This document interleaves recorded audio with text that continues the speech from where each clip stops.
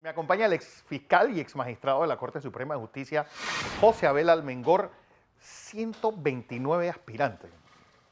Yo creo que eso implica un poco, es decir, dice mucho de la cantidad de abogados que hay, que haya esa lista tan larga de personas aspirando a ser magistrado de la Corte Suprema de Justicia. Bueno, definitivamente hay 25.000 abogados más o menos en el territorio nacional y una cantidad interesante de lo que cumplen estos requisitos que son requisitos mínimos, ¿no? Mínimo. Mínimo, requisito de tener 10 años de ejercicio de la profesión, de la docencia, el tema de no haber sido condenado y la edad, los Y la edad. 35 años. Es fácil. Evidentemente que no son requisitos suficientes para ser magistrado de la Corte Suprema de Justicia. Se puede hasta avalar el hecho de que los 35 años se mantenga. Sí.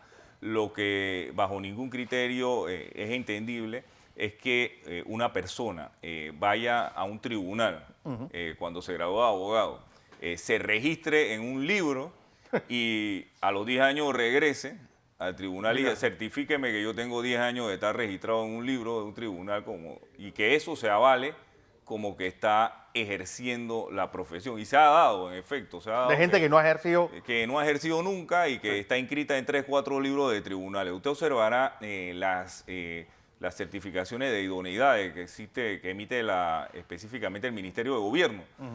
Podrás ver efectivamente que hay profesionales que señalan, bueno, estoy registrado en un libro desde hace 10 años y esa situación es la que es tomada en consideración por el Ministerio de Gobierno para Yo creo que esta emitir, es para la emitir última, la idoneidad. debe ser la última vez que tengan requisitos tan básicos para poder ser magistrado. No, definitivamente que la docencia es importante, el ejercicio comprobado de la profesión, el manejo de temas de interés nacional por parte del abogado, que el abogado No, y que tenga tú una vayas a la presencia. sala, es decir, a la sala de la rama del derecho que tú estás ejerciendo. Definitivamente, no se puede ir a la corte a aprender, porque mira, la práctica ha indicado que hay gente que llega a la corte a aprender y nunca aprende nada. Sí. Es decir, se pasan ahí 10 años sin aprender nada, porque evidentemente tú tienes que tener un conocimiento previo de la materia para meterte en los expedientes, para analizarlo directamente y para que no sea una justicia asistente. Panamá tiene una justicia asistente y el pueblo lo debe conocer. Son los asistentes de la Corte Suprema de la Justicia los que están fallando. Sí. Esa es la verdad, o sea, no vamos Son a los que están levantando casos y están haciendo todo. Los magistrados, si tú ves a cada rato que ellos pasan meses fuera de Panamá. Es correcto, eso es normal y evidentemente ahí hay magistrados que tienen mucho conocimiento, que tienen mucha experiencia, que tienen un background académico y un background de trabajo, como sería, por ejemplo, el magistrado Ayub Prado, que tiene muchos años en el Ministerio Público, en el órgano judicial. Se cuestiona lo que se tenga que cuestionar de él, pero existe pues un conocimiento previo de la materia. Otros que se mantienen fuera del país, que dejan a los suplentes, que cuando tienen que expresarse en los medios de comunicación, lo que señalan no son cosas de las más atinadas, incluso que pareciera que no manejan el sistema penal acusatorio, no pareciera, con certeza decimos que no manejan el sistema penal acusatorio, que cuestionan fallos que están bien hilvanados, porque realmente los últimos fallos que se han producido en materia de sistema penal acusatorio están sustentados en la jurisprudencia de la Corte Interamericana de Derechos Humanos. Es decir, y la jurisprudencia de la Corte Interamericana de Derechos Humanos forma parte del bloque de convencionalidad.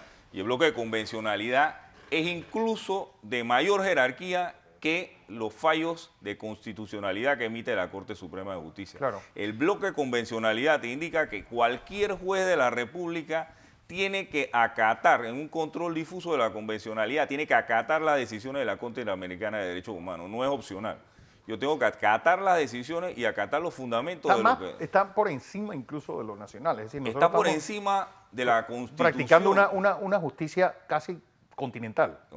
Es que lo que pasa es lo que se está persiguiendo ahora mismo es eso. Es por eso que cuando aquí hay una discusión sumamente fluida sobre los cambios constitucionales, nosotros tenemos que tener claro que los fallos de la Corte Interamericana de Derechos Humanos incluso estarían por encima de los fallos de una Corte Constitucional o los fallos de la Corte Suprema de Justicia en materia en materia de constitucionalidad. ¿Vale la pena ya pues, ampliar el número de magistrados y que se maneje una sala constitucional, un tribunal Mira, constitucional? evidentemente que el tema de la Corte Constitucional en Panamá y de la Sala Constitucional ha sido objeto de debate por años.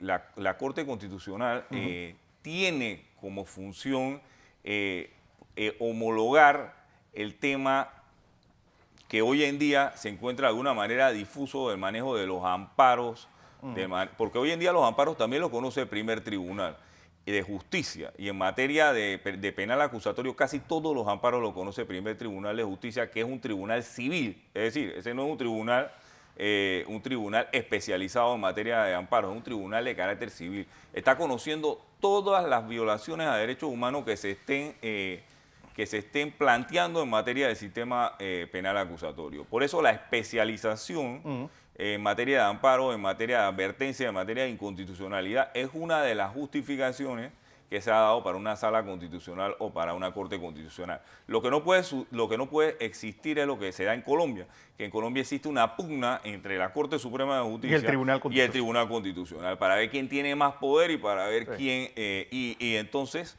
las decisiones que deben ser definitivas de la Corte Suprema de Justicia a veces son objeto de cuestionamiento en una Corte constitucional. Que la procuradora sea parte de la comisión para pues, presentar esa terna al presidente de la República. No será juez y parte. Lo que he visto recientemente es la participación del señor Rolando Rodríguez en este tema de la escogencia de la escogencia del Pacto por la Justicia, que es liderado por el procurador de la Administración, el señor Rigoberto González. Lo que se ha tratado es de tener la mayor amplitud de opiniones en lo que es la selección de una base de personas para poder hacer que el presidente tome la decisión. A mi juicio, este tema de la reducción de los profesionales de 129, que fue lo último que se presentó, a una terna que pudiese ser de 10 o de 15. O de 15, a mi juicio es una situación que, mira, cuando usted se encuentra esos niveles ya de que usted participa para magistrado de la Corte Suprema de Justicia, a veces van a haber 60, 70 de esos profesionales que van a estar muy iguales en lo que son los requisitos que los demás. O sea, las diferencias académicas, estructurales, van a ser pocas. Sí. Entonces, el criterio para la reducción de la lista a 10 puede resultar a veces injusto o subjetivo de las personas que están participando en ese tipo de comisiones. A mí me parece que se deben dar las entrevistas de todos y que el presidente de la República debe elegir entre los 129. Entre los 129 e incluso fuera de los 129. Bueno, es su potestad, él podía haber... Eso es potestad del presidente de la República. Incluso él puede decir, yo elijo para magistrado de la Corte Suprema de Justicia a una persona que no ha participado en esa lista, pero yo pienso que es la que es idónea para ocupar ese cargo. Así que el tema, muchos profesionales del derecho, buenos, excelentes, no se someten a ese escrutinio, porque consideran que no tienen la necesidad, es denigrante de someterse a ese escrutinio, a un examen psicológico. Porque realmente ese escrutinio debe hacerse en la Asamblea, no tanto de cara al público y de jugar para la grada como están haciendo la Comisión de Estado. Lo que pasa es que en la Asamblea de Diputados, aquí en Panamá, por lo menos la experiencia lo ha indicado, se trata de pasar lo que es de la comisión al pleno en un periodo que no sea superior a 2 o 3 días. Porque se considera que si se demora más, se enreda el nombramiento. Si esto se hiciera como en Estados Unidos, que no hay una limitación de tiempo para el escrutinio, claro, y los candidatos que tenemos los sometemos al escrutinio que haya que someterlos en la Asamblea. Estaríamos hablando del otro año.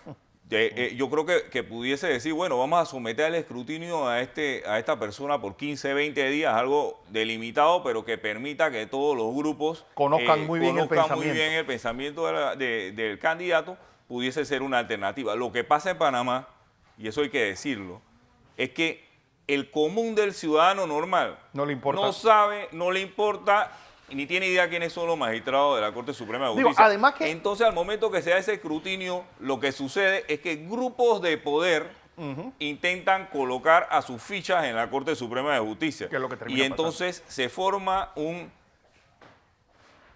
calle arriba y calle abajo de ver cómo se atacan a las personas y no se evalúa ningún mérito, sino cómo se atacan a la persona porque pertenece a este grupo o al otro grupo de poder. Así mismo es. José Abel Almengor, ex fiscal y ex magistrado de la Corte Suprema de Justicia, en esto de la escogencia.